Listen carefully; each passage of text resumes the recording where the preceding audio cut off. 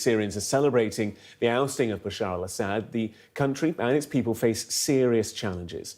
Hundreds of thousands fled their homes due to the fighting, and the displaced are facing worsening humanitarian conditions. Well, to discuss this further, we're joined by Natalia Anguera, Head of Middle East Operations at Action Against Hunger. Really appreciate your time with us this morning.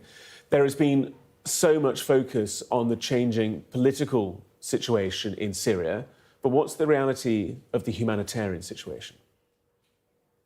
Good morning.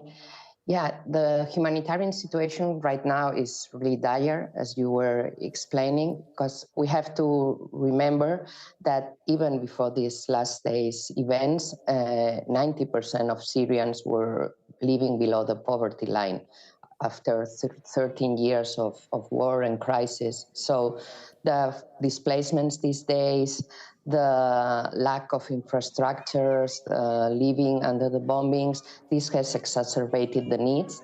And at the same time, humanitarians, NGOs, as Action Against Hunger, we have currently been forced to pause or put on hold our activities, which means that all the people we were serving are, for the time being, no longer receiving this aid.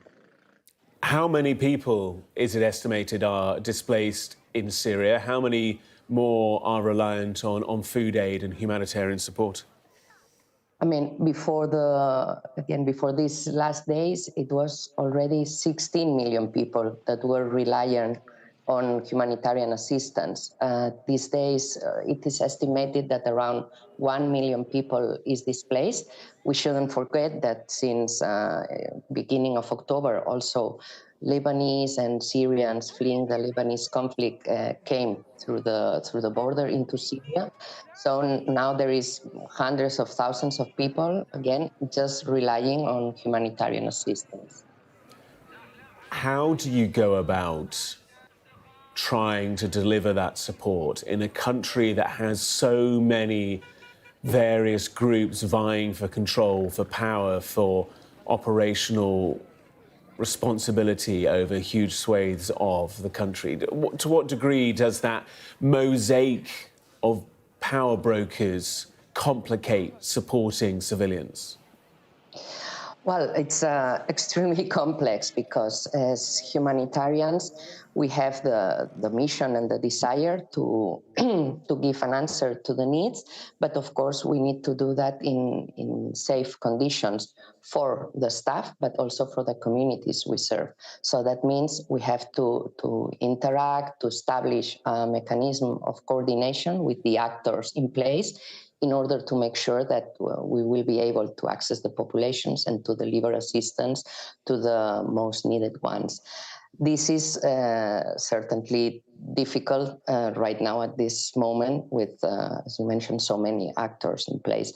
But we are, watching and closely monitoring and seeing what is the environment, who are the actors, and also trying to highlight this need for reestablishing again as soon as possible the humanitarian assistance, because all the NGOs that were there already working, we are currently on hold, waiting and trying to understand and establish these mechanisms of coordination in order to resume the humanitarian aid.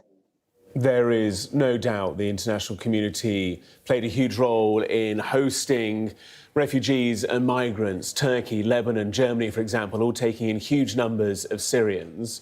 But what about the international community's focus on Syria itself? How much money, how much support is being given by international governments for the operations carried out within the country?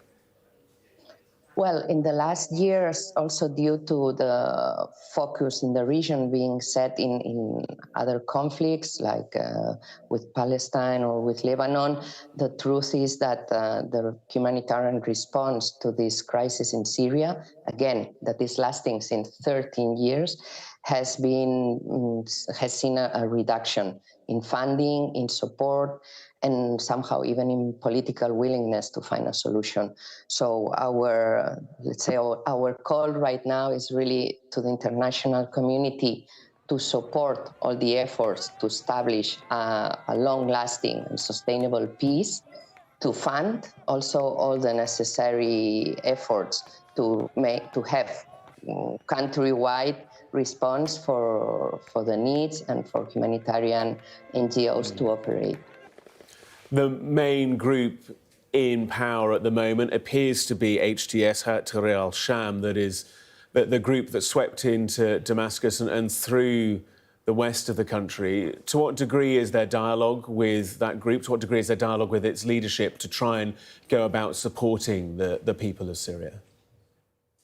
Well, as humanitarians, we have the mandate and the duty to talk to all the parties in a conflict or in a situation to be able to deliver the humanitarian aid. So again, we are putting our efforts in trying to establish coordination mechanisms in general for being able to access the populations in need as soon as possible. Natalia Anguera, Head of Middle East Operations at Action Against Hunger. Really appreciate your time and expertise. Thank you.